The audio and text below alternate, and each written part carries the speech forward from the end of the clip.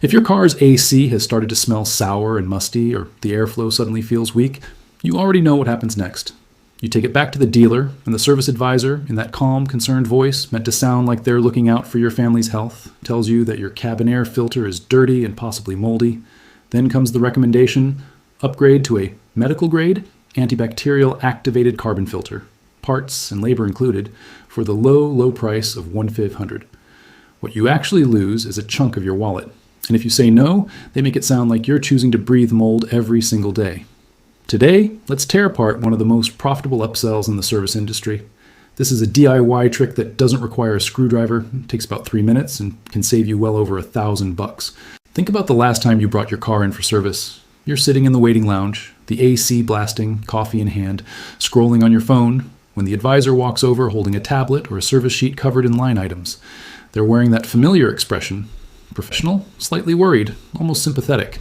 Then they say something like, "The technician checked your cabin filter and found it's extremely dirty. There's a lot of dust buildup and it may even be starting to mold. With the weather getting hot and humid, we strongly recommend replacing it today for the sake of your cabin air quality and your family's respiratory health. We also have a premium upgraded antibacterial activated carbon filter available, installed for just $1,800. Would you like us to go ahead?" The moment you hear words like family health, respiratory system, mold, and bacteria, most people stop thinking about price. Of course they do. Nobody wants to gamble with their own lungs or their kids' health. So you nod, approve the charge, and leave feeling like you made the responsible choice. Maybe you even feel grateful that the dealership is being so thorough. But the truth is much less flattering. You just paid a wildly inflated toll for what is essentially a folded piece of filter material. A cabin air filter, stripped of all the marketing language, is basically a shaped panel of non-woven fabric, sometimes with a layer of carbon added in. Wholesale, many of these filters cost the equivalent of just a few dollars. Put that exact same filter into a box printed with a manufacturer's logo, and suddenly the price multiplies several times over. The more absurd part is the labor charge. The technician is billing you for a replacement procedure that often comes down to 3 motions. Open the glove box, slide out the old filter, and slide in the new one. On many cars, you barely need tools, and in some cases the whole thing can be done so quickly it feels more like changing a tissue box than performing a repair. Dealerships profit from the fact that most owners don't know where the filter is, what it looks like, or how simple it is to replace. They package a basic maintenance task as if it were specialized technical work, but once you know where to look, the mystery disappears. Let's talk about the real cost of the part itself. A lot of people assume OEM automatically means superior quality, and aftermarket automatically means cheap and inferior. For certain components tied directly to safety or precision engineering, that assumption can make sense. But for a consumable item like a cabin air filter, the story is very different. Car brands usually aren't manufacturing the filter media themselves. They set a spec, outsource production, and rely on suppliers. In many cases, the genuine part and the aftermarket part are made by factories drawing from the same materials, using nearly identical manufacturing processes, and sometimes even produced on the same line. This is standard private label manufacturing.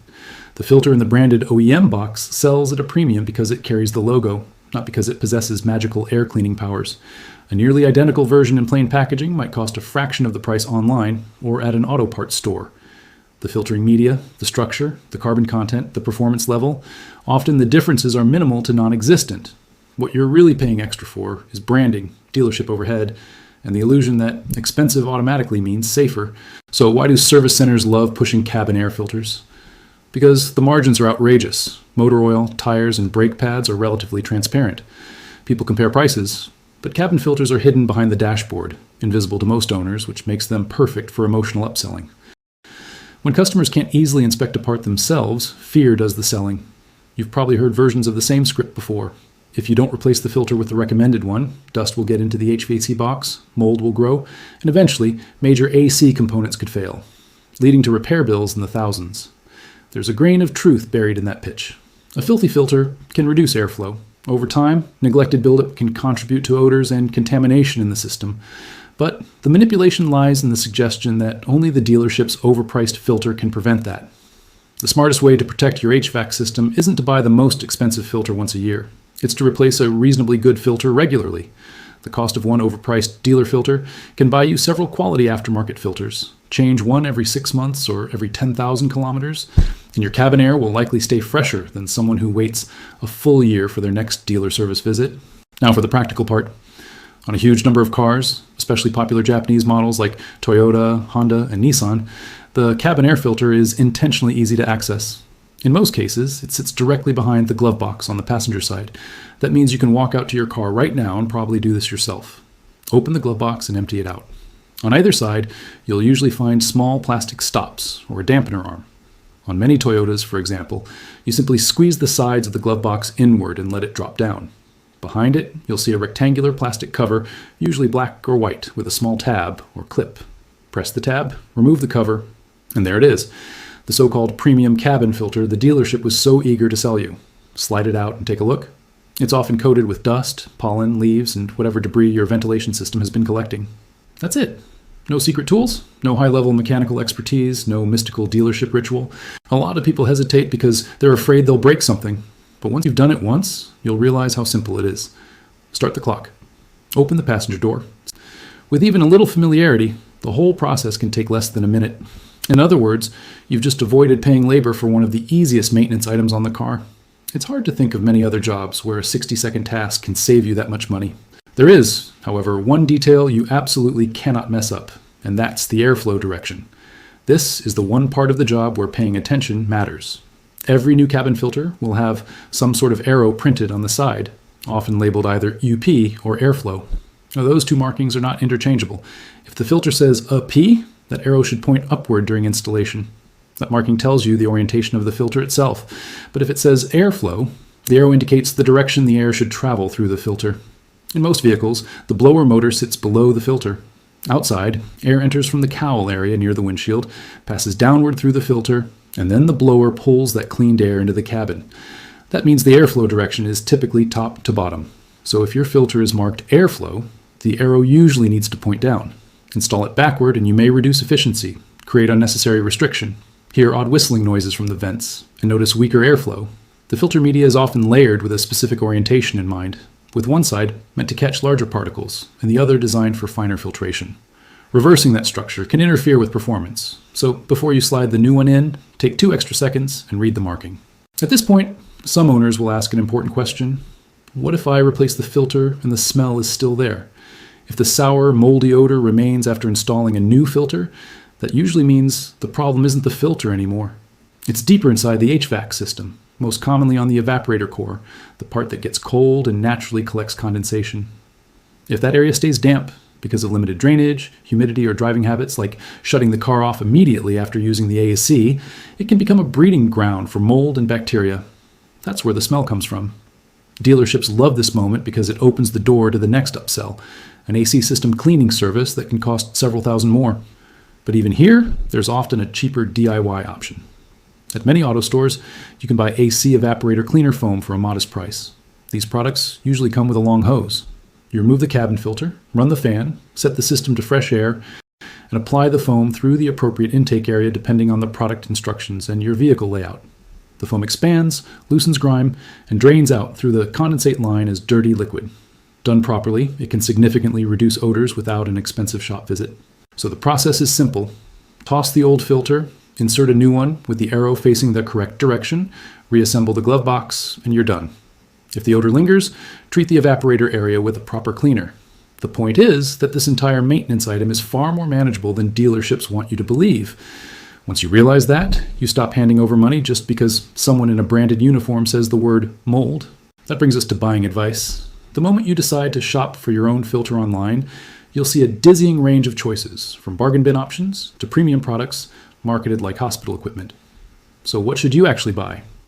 In broad terms, cabin air filters usually fall into 3 categories: basic particle filters, activated carbon filters, and HEPA-style premium filters. The cheapest basic filters are little more than white, non-woven material. They'll catch larger dust and debris, but they won't do much for odors or fine particulate pollution. Unless you're shopping on a very tight budget, they're usually not the best long-term choice. For most drivers, activated carbon filters are the sweet spot. They add a carbon layer that helps absorb exhaust fumes, smoke, and unpleasant outside odors. But even here, marketing gets messy. Plenty of low-quality products claim to be carbon filters when they're really just dark-colored media or filters with a token dusting of carbon powder. A real activated carbon filter tends to feel denser and a bit heavier. If you hold it up to the light, you can often see that the carbon layer actually exists within the structure rather than being a cosmetic gimmick.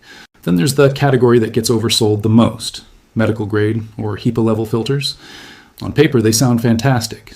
Manufacturers advertise tiny particle capture rates, PM 2.5 filtration, and even broad claims about microbes and viruses. But there's an unavoidable trade-off: resistance. True high-efficiency filtration restricts airflow more than standard cabin filters do. Your car's HVAC system was not designed with the airflow capacity of a hospital ventilation unit. Install an ultra-restrictive filter, and you may notice weaker airflow, reduced cooling performance, more fan noise, and increased strain on the blower motor. In real-world everyday driving, a high-quality activated carbon filter with good particulate filtration is more than enough for most people. Unless you have unusually severe allergies or a very specific need, chasing medical-grade labels often creates more compromise than benefit. In other words, don't let clever branding trick you into buying a solution that sounds impressive but makes your AC perform worse. Car maintenance has always suffered from a serious information imbalance. Shops hold the technical language, the visual evidence, and the confidence that comes from being the expert in the room. Owners, meanwhile, are often busy, cautious, and understandably afraid of making the wrong call. That's exactly why simple jobs like cabin air filter replacement become profitable. They're not selling complexity, they're selling convenience, fear, and reassurance. But once information becomes transparent, a lot of that professional necessity starts to look like packaging. Replacing your cabin air filter yourself is more than just a way to save money. It's one of the easiest ways to take back control of routine maintenance. The first time you drop the glove box, pull out that filthy old filter, and slide in a clean new one you chose yourself. You realize something important. Your car is not an untouchable mystery box. You do not need to outsource every minor task. There are still jobs that absolutely belong in the hands of skilled professionals: engine diagnostics, transmission work, suspension alignment, brake system issues, anything tied directly to safety or specialized equipment. Those are worth paying for. But when it comes to a paper filter that can be swapped in minutes without tools, there's no reason to keep paying a premium toll just because the dealership wrapped a simple chore in intimidating language. Spend your money where expertise actually matters. For everything else, learn the trick once and never overpay for it again.